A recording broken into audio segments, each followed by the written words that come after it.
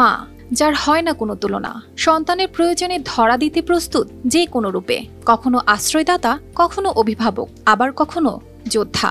এমনই এক যোদ্ধা এই মা, যিনি নিজের সন্তানের পাশাপাশি সকল অসহায় শিশুর ভবিষ্যৎ গড়ার দায়িত্বে নিজেকে করেছেন মহিয়ান।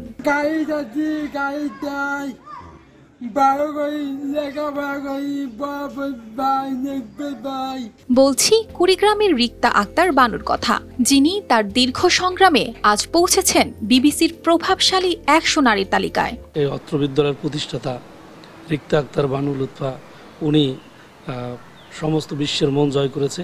এজন্য আমি আমার স্কুলের শিক্ষক মহোদয় থেকে শুরু করে চিলমারিবাসীর পক্ষ থেকে আন্তরিক শুভেচ্ছা জানাচ্ছি। চিলমারি উপজেলার এই নারীর শুরুটা ছিল এক দুঃখের গল্প দিয়ে। 2009 সালে নিজের নামে একটি বিশেষ চাহিদা সম্পন্ন বিদ্যালয় প্রতিষ্ঠার মাধ্যমে শুরু হয় তার সংগ্রামের নতুন অধ্যায়। নিজের প্রতিবন্ধী সন্তানকে সাধারণ প্রাথমিক বিদ্যালয় ভর্তি করাতে না পারার কষ্টই তাকে বদলে দেয়, কিন্তু সেই কষ্টকেই তিনি রূপ দেন শক্তিতে। বসুন্ধরা টিস্যুতে ছাড়ের ছড়াছড়ি। বসুন্ধরা টিস্যু নিয়ে এলো নিশ্চিত ছাড়। আমার মেয়ে প্রতিবন্ধী, তাকে জেনারেল স্কুলে ভর্তি করাইতে গিয়েছিলাম, সেখানে আমার মেয়েকে নেয় নাই, এবং যখন নেয়নি আমি বিভিন্ন ইয়েতে পড়ে যাই, তখন আমি সিদ্ধান্ত নেই যে একটা স্কুল করব। উপজেলার রমনা এলাকায় ছোট্ট একটি জায়গায় মাত্র 63 জন শিক্ষার্থী নিয়ে যাত্রা শুরু করেছিল রিক্তা আক্তার বানু প্রতিবন্ধী বিদ্যালয়টি। আজ সেখানে শিক্ষার্থীর সংখ্যা প্রায় 300।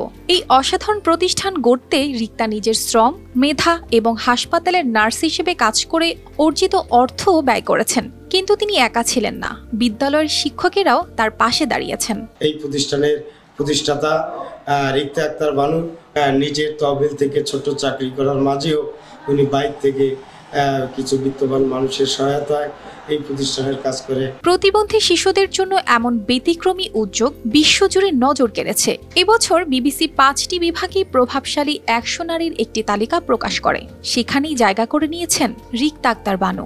এটা হয়তো বিবিসির নজরে পড়ার পরে বিবিসি আমাকে বাংলাদেশে বিশ্বের মধ্যে 100 জন প্রভাবশালী নারীর মধ্যে আমাকে বাংলাদেশের মধ্যে একজন রিক্তা আক্তার বানু আমাকে অন্তর্ভুক্ত করেছেন। শুধু আন্তর্জাতিক স্বীকৃতি নয়, রিক্তা আক্তার বানু তার নিজের কমিউনিটির জন্য হয়ে উঠেছেন একজন নায়িকা। এই স্কুলে আমার ছেলে পড়ে, আমার ছেলের নাম আলামিন, 2010 সাল থেকে পড়ে। আগে তো কথা বলতে পারতো না, এখন মোটামুটি ভালোভাবে কথা বলতে পারে, তার বাবাকে চিনতে পারে, তার মাকে চিনতে পারে, তার এগুলো স্যারেরা খুব খোঁজ খবর রাখছে।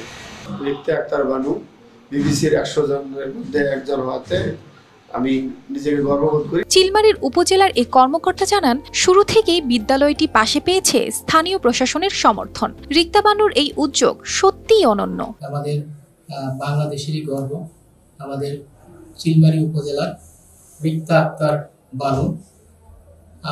এই নিউজটি যখন পেলাম আর কি, পাওয়ার সাথে সাথে আমি তার সাথে কথা বললাম আর কি। আমি এখানে এই ধরনের একটি নিউজ শুনতে পেরে আমার নিজের ভালো লাগছে, সেটি একটি বিষয়। রিক্তার মতো মহিষীরা নানা রূপে সবার জীবনে ছড়িয়ে দেন আলো। তেমনি হার না মানা এই মা শুধু নিজের পরিবারের নয়, আশেপাশের অসংখ্য মানুষের জীবন বদলে দিয়েছেন।